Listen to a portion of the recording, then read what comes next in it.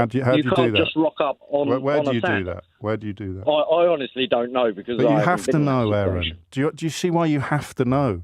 Because you're on national radio expressing strong opinions which are built on nothing. Tell me how you apply. Tell me how you apply for asylum in this country. If I was to turn up on a beach... just tell me how you do. You're about to see James Zero Bryan completely dismantle a Tommy Robinson supporter who thought he could spin social media talking points into serious arguments. Spoiler, it doesn't end well. Let's get into it. In Medway. Aaron, what would you like to say? Hello there. First time calling, so I'm a little bit nervous. Just wish to get my opinion across, really. Excellent. It's just the way you're coming across, really, to be fair. Okay. Like, you keep saying Tommy Robinson is inciting the violence and everything as a matter of fact. Yeah. But if you actually read through all his tweets and everything, he's constantly advocated for no violence because that undermines everything. He's constantly been saying, everyone stop the violence because it gives everyone a reason to go against it, kind of. Why did he choose to lie about a Muslim asylum seeker if he's not trying to incite hatred of Muslim asylum seekers? Because that was the news at the time. No, it wasn't. It was. It was sort of all round everywhere on... It was on racist social media accounts. It wasn't anywhere else. And I think Nigel Farage may have contributed very deliberately to the confusion. But you chose, did you, to believe it, despite there being no evidence? I didn't. Why would you do that? At the time, yeah. Why do you think you did that?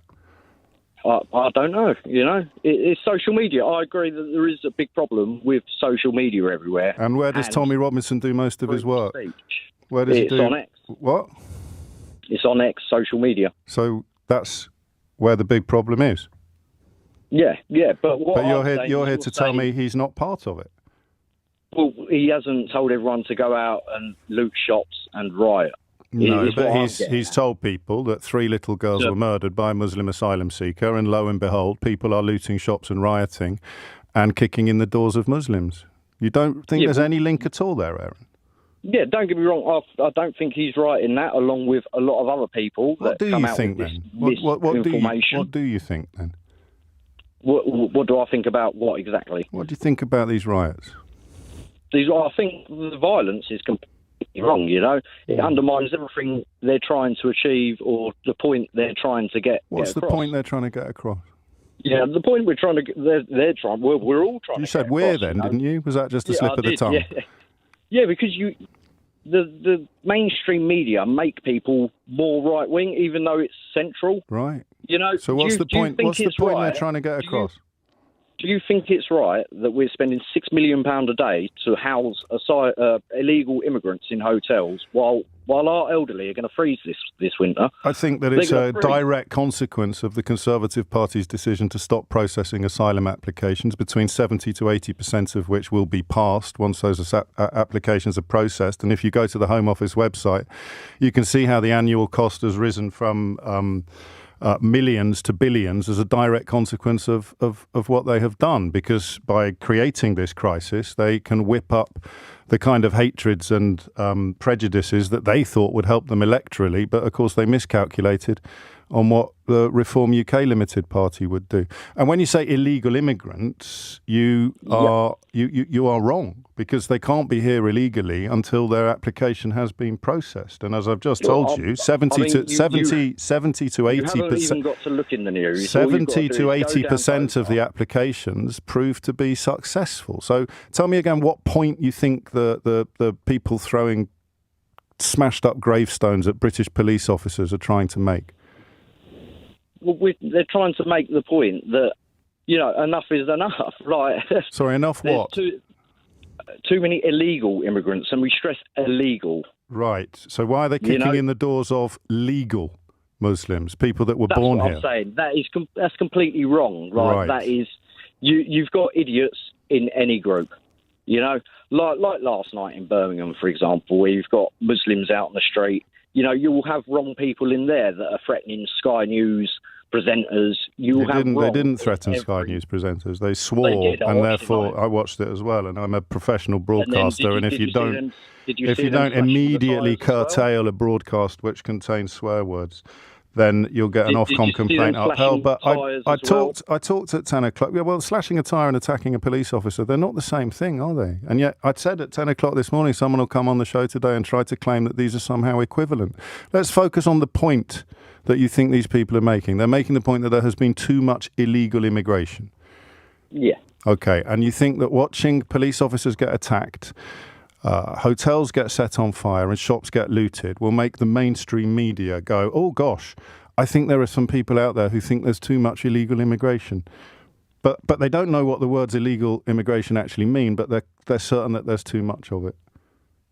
Well, every day we're seeing boats. I mean, I went fishing at Deal the other day, and you can see 3 or 4 boats come over every single day.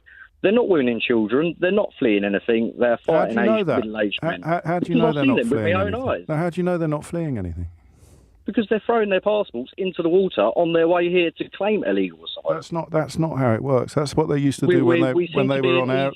That's what they used to do when they were on aeroplanes. So how do you work out, Aaron, whether they are bona fide asylum seekers or not? Well, you'd need to go through the proper. At the end of the day, you can't come up on a rubber dinghy. No, answer the question. Answer the question. How do you find out? Well, talk me through what the legal routes are before you go. The legal routes are applying properly, isn't it, through visa? How do you do that? You can't just rock up on. Where on do you do that? Where do you do that? I honestly don't know because. But you have to know, Aaron. Do you see why you have to know? Because you're on national radio expressing strong opinions which are built on nothing.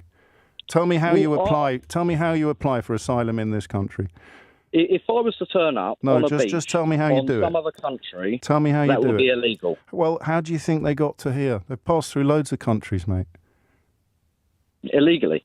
Not illegally. They are asylum seekers until their application is processed. So tell me how you apply legally. I don't know because I'm not an asylum seeker.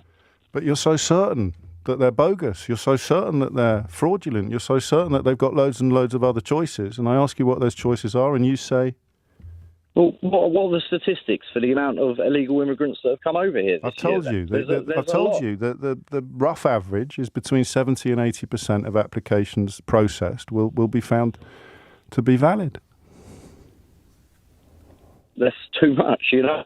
What do you mean that's too much? That's counting. That is saying, are you a genuine refugee? And the answer, after very, very stringent testing now, as a consequence of the political environment that you're part of, the answer comes back, yes, you are a genuine refugee.